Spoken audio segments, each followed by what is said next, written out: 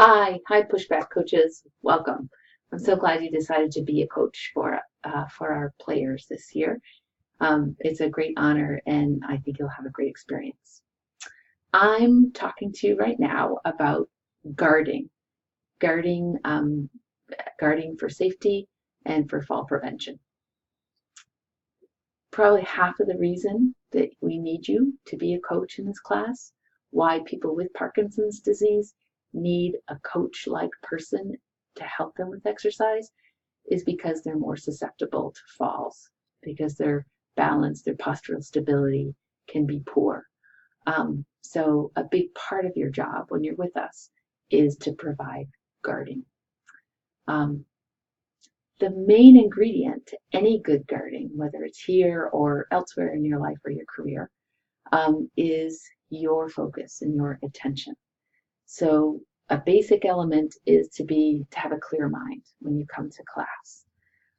If you're burdened, if you're overwhelmed or overloaded, clear your mind. Take steps to take some deep breaths on the way over or get there a little early, talk it out, get it off your chest. And when those players come in the door, be ready to spend your attention on them. Of course, your problems aren't going to go away in a heartbeat and they'll still be there at the other end of class, but I'll bet you'll have a better perspective on them afterwards too. So a clear mind, focused attention. Related to that, your cell phones. You will need a cell phone, of course, during class. You'll need it as a timepiece because we work with intervals and we time those intervals. So you'll have a cell phone on you, but as you probably realize, the expectation is you're not receiving calls, you're not making calls, you're not receiving or making text messages either. Ignore messages that come into you during the class, pick them up later. Let your friends and contacts know that you're not available during those times if that's pertinent. So that's the deal about cell phones. The other thing about attention is conversation. Conversation is a wonderful element of pushback. You'll develop relationships with your players that you're coaching. You'll develop relationships with the other coaches. There'll be all sorts of great conversation along the way. It's part of the wonderful benefits of group exercise is that those social connections that happen. So conversation is welcome, important, and a great thing. But it's a supporting actor. Physical safety is still trumps any kind of conversation. So I like to think of it as conversational flexibility. You need to be able to drop a conversation quickly to move towards physical safety and then come back to a conversation later. So even though you're wrapped up in this topic, your attention is still taking in what's going on in the room around you in the physical environment. You should also take note of what kind of an impact your conversation is having on the task that you're asking your player to do.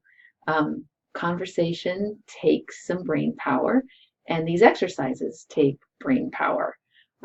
Conversation is good, but again, it's a supporting actor. So always be aware that your conversation is an extra element of the exercise. Maybe you need to drop that topic, do the exercise, pick it up again later. Okay, next topic, gait belts. This is a gait belt. Gait belts in pushback class are mandatory. The first thing that we do when we greet players is we hand them a gait belt. We might need to help them put it on. We adjust it to their size, and we tuck that back strap in so it's not hanging down all over the place. Gait belts. Gait belt attitude is important, and this goes across the board. If you're in any kind of profession that uses a gait belt, I think gait belt attitude is really important. Some people see it as demeaning, childlike, infantilizing, or just generally beneath them to wear such a device. And some therapists have an attitude where it's not really what I want to do. It's policy, it's the procedure, it's somebody's rule that I have to follow. And that, that's not a very good attitude. I see gait belts as a positive thing. I try to help my patients see it as a point of pride. Listen, I want you to wear this because I want to challenge you and you want to get stronger. So if I put this on you, this means you can do bigger and better things, and you've got a backup. It's putting handles on your body. So if you need some help, I got those handles to hold on to, and you're perfectly safe. You can take some risks while you and I are together, and you've got this gait belt on. That's a much better attitude than, yeah, we just have to put this on because the teacher told me to. So once it's in place, what does a gait belt do for you? Well, it gives you a good visual and tactile cue about the center of gravity. Center of gravity anatomically is around the S2 level, right about through here.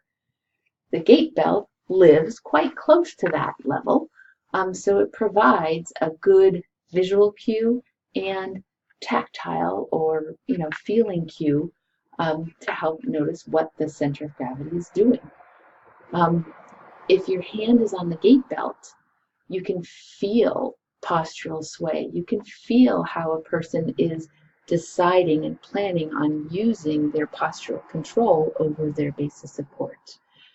You can also, with a minimum amount of force, you can influence that control because it is so close to the center of gravity. So as a coach, your touch on the gait belt should be light. It shouldn't be heavy, and you shouldn't have to jerk it around.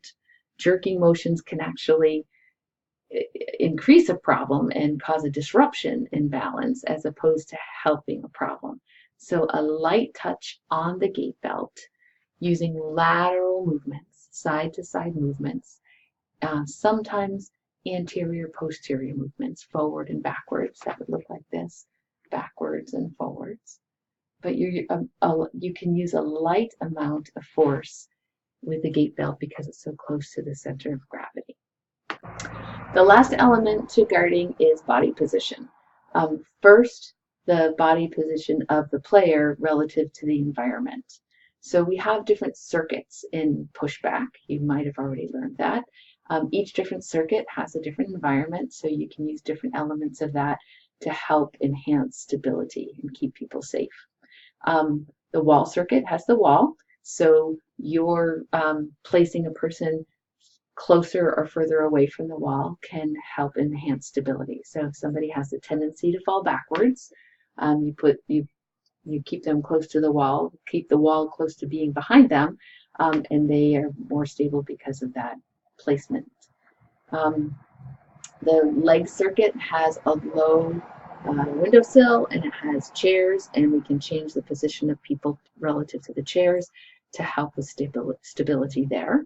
The floor is inherently stable. It's on the floor, but the transition from standing to floor and floor to standing might sometimes, for some people, require a chair or some good guarding at the gait belt to help people in that upwards maneuver where they could lose their balance. On the cardio equipment, awareness really becomes important. On the treadmill, keeping an arm's length from the gait belt is important. And on all the cardio equipment, touching base with people on their level of exertion, how they're doing, and how their kind of mental processing is going while they're exerting is an important part of guarding, because that lets you be aware of how hard they're exerting, and especially on the treadmill, if they're overexerting, that could take a toll on their stability and their capacity to stay upright. So alertness is the big thing on the cardio equipment. Good. So the final thing to think about when you're guarding is your position as a coach relative to the player. So I have my handsome player here with his mandatory gait belt on. That looks great on him. The preferred position to guard from is slightly behind and off to the side of the player. That way you can have this hand lightly on the gait belt. You assume a wide, he's a bad player. You can assume a wide base of support with your feet And you're ready to move side to side, front to back, nicely wherever he moves. This is the position that you should be in if you're guarding during Tai Chi or if you're walking across the floor. And of course, not always holding the gate belt, but ready to reach out and hold the gate belt. The second position to consider is straight sideways to the player, where you can have one hand behind and one hand in front. You can hold the gate belt or just keep the hands hovering a distance from them. And again, you have a wide base of support at your feet. You can move side to side, you can move front to back, and you're right alongside them. These are the preferred positions for guarding. He's gone. Okay, so just a couple of things in summary. One of the special things about pushback is that you're not going to be guarding one person. You're going to be guarding many people at one time. So this brief introduction gives you ideas for different ways to incorporate guarding into your experience. You're not always going to be holding the gate belts. I hope that's obvious. The gate belt's going to be on somebody, ready to be held, but you're not going to be holding on to them all the time. As a matter of fact, it's going to be not very often that you're actually holding the gate belt.